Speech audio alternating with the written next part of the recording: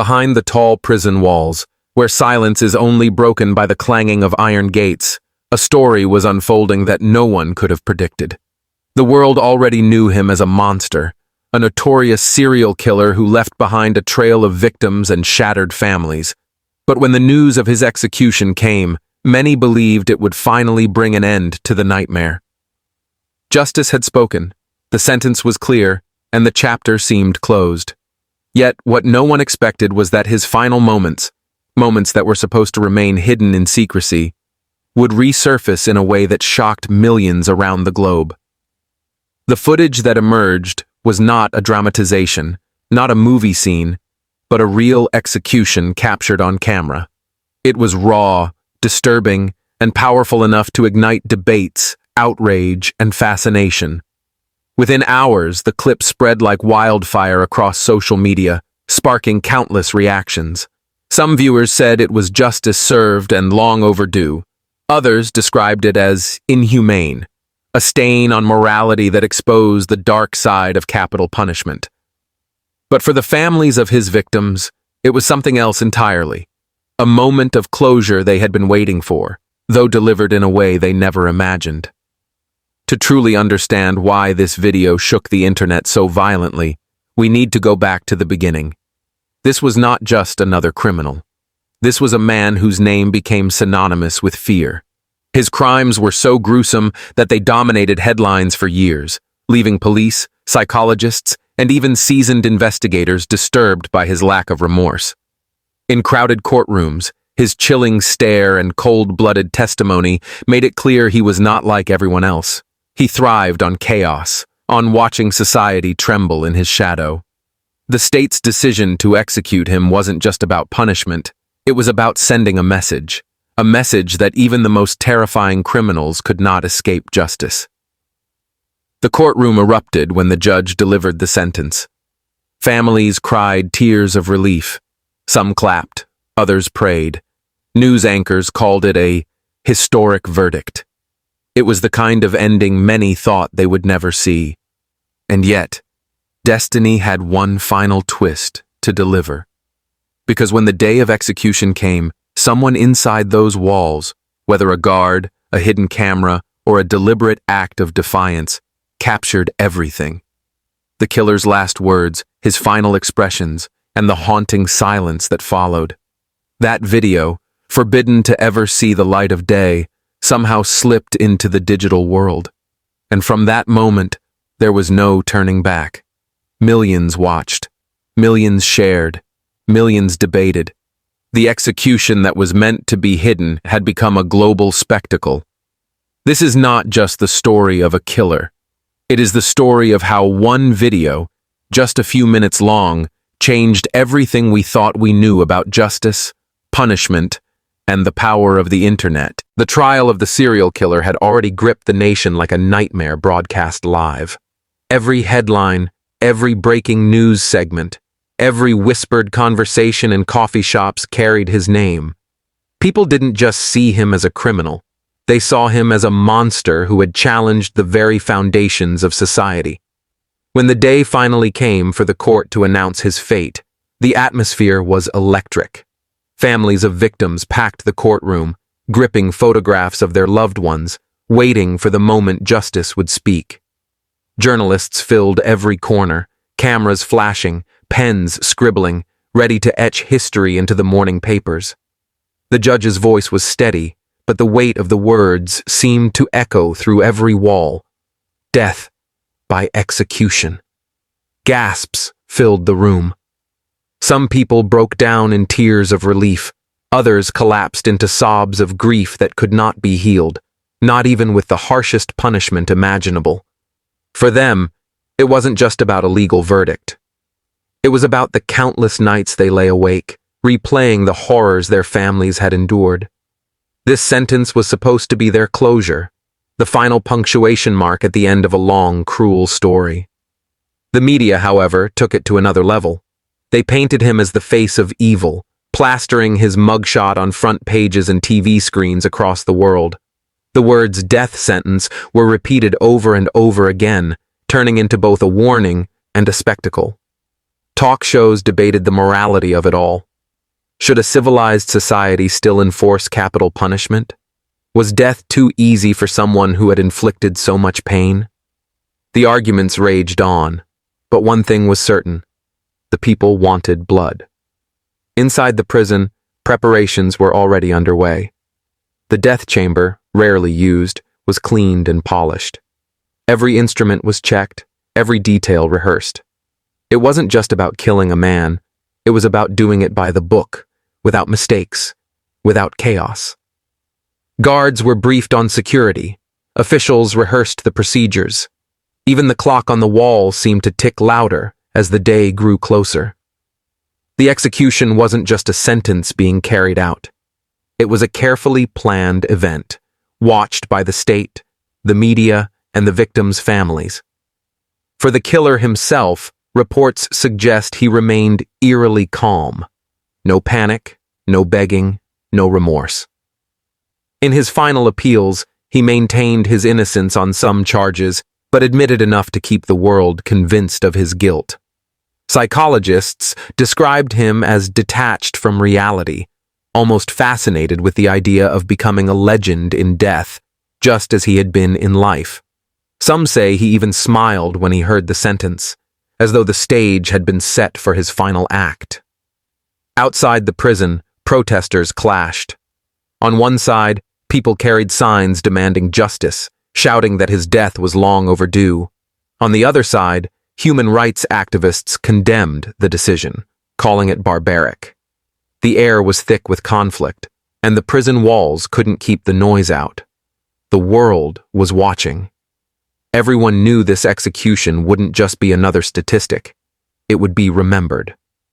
And so, as the date approached, tension grew. Families prepared to watch the man who had stolen everything from them take his final breath. Guards prepared to escort him to his fate. The nation prepared to witness a moment that would divide opinion for years to come. But no one, absolutely no one, could have predicted that what was meant to happen behind sealed doors would escape into the world in a way that left millions speechless. The day of the execution arrived, heavy with silence. Outside the prison, a crowd had gathered, families of victims, protesters, reporters, and curious onlookers. Some stood with candles in trembling hands, praying for the souls that had been lost. Others raised banners demanding justice, their voices echoing into the night sky. Inside, however, a much different atmosphere filled the air. Guards moved in strict formation, officers checked and rechecked procedures, and the execution chamber stood ready, sterile and cold. This was supposed to be the final chapter, carried out in secrecy, with only a handful of witnesses allowed to see the last moments of the man who had haunted a nation. When the killer was escorted in, his steps were steady, almost unnervingly calm. Shackles clinked with each movement, but there was no fear on his face. Some said he looked resigned. Others swore he wore a faint smile, as if mocking those who came to see him die. The officials read his name aloud, his crimes listed one last time. Victims' families sat behind the glass, eyes fixed on the man who had taken so much from them. It was a moment they had waited for, and yet it carried a weight so heavy that some couldn't bring themselves to look. What happened next was supposed to remain sealed within those walls. The procedure was carried out by the book. Final words were offered. He muttered something unclear, perhaps meant only for himself. Then came silence. The chamber filled with tension, and in a matter of minutes, it was over. His head tilted, his eyes shut, and the monster who had terrified so many was no more. The guards confirmed it. The witnesses exhaled. Justice, at least by law, had been delivered. But what no one knew was that hidden somewhere, someone had been recording. The camera wasn't official. It wasn't part of the authorized documentation. Whether it was a small device smuggled in by an insider or footage leaked from a prison surveillance system, no one can say for certain. But the video was real, raw, unedited, and shocking. It showed every detail: The killer's last expression, his final twitch, the eerie silence that followed. It was footage that was never supposed to exist, let alone be seen by the world. Yet within hours, it surfaced online.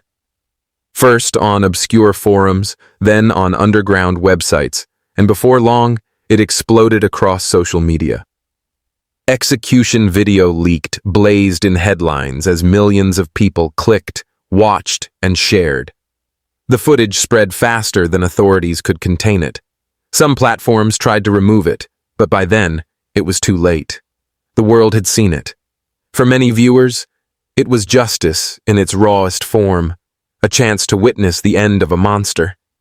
For others, it was disturbing beyond words, a violation of human dignity, even for someone so evil.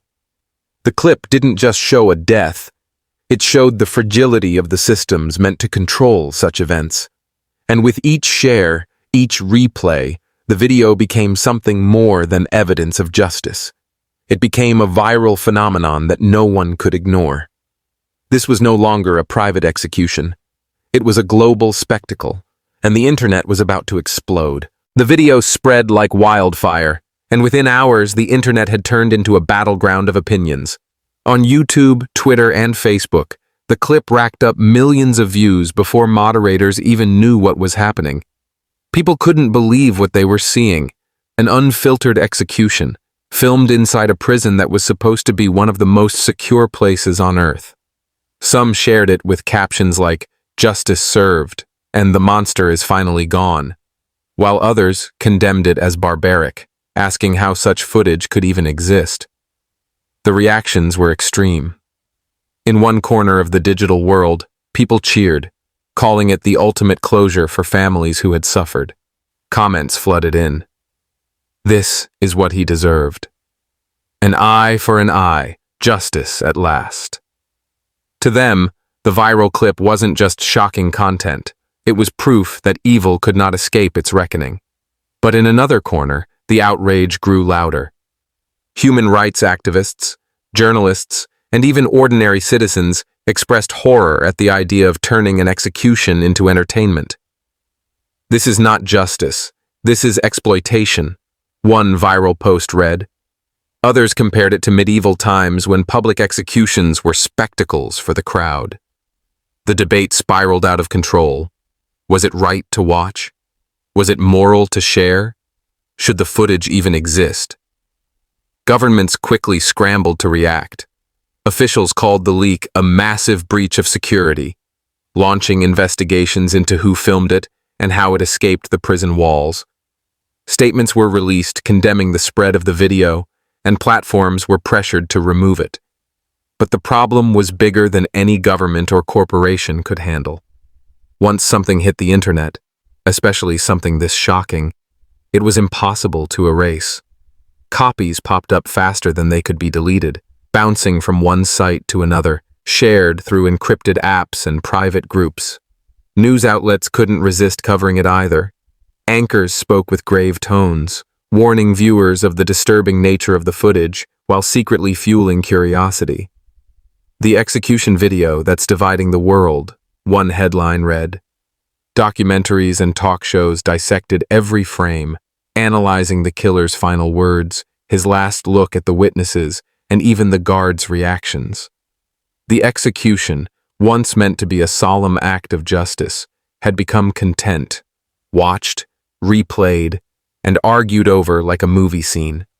For the victims' families, it was complicated.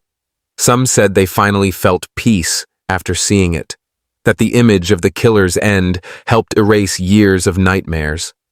But others were horrified that such a private moment had been turned into a spectacle, reopening wounds instead of healing them.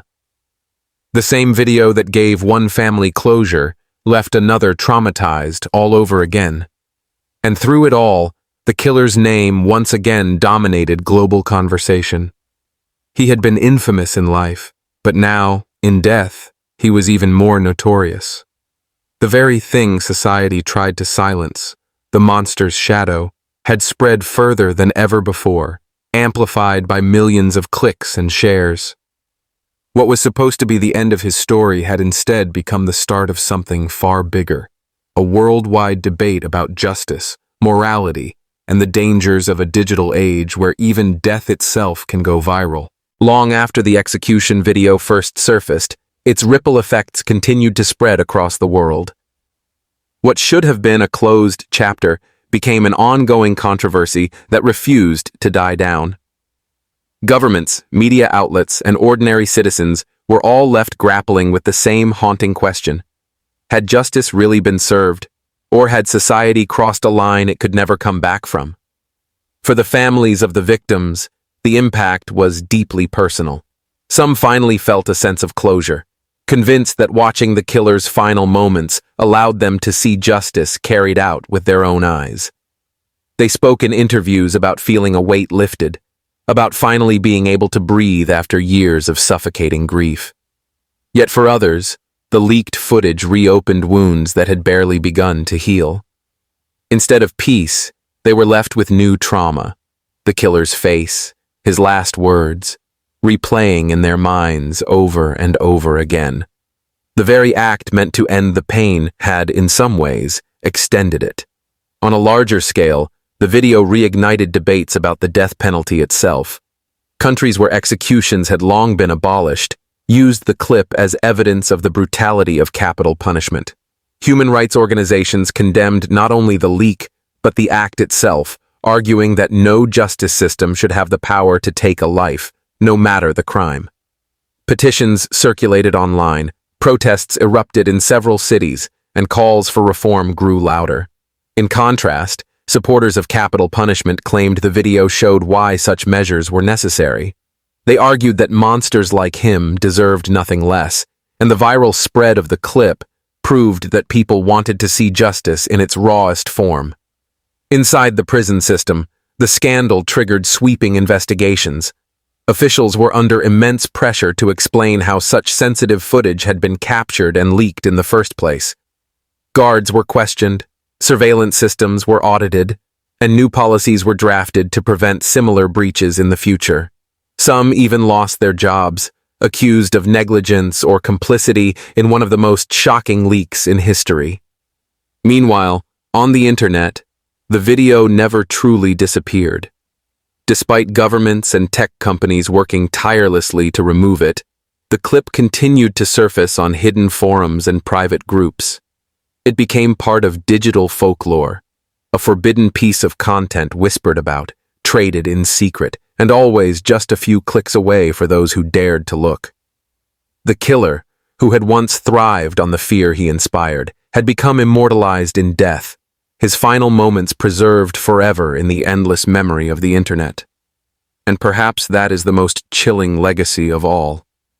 The execution was meant to be the end, a quiet conclusion to a dark chapter. Instead, it became a beginning of new debates, new trauma, new fascination. The killer may have died, but the story refused to rest. His crimes, his trial, his execution, and most of all, the leaked footage ensured that his shadow would linger for generations. In the end, society was left with a haunting reminder. In the digital age, nothing stays hidden, not even death. And once the world has seen, it can never unsee.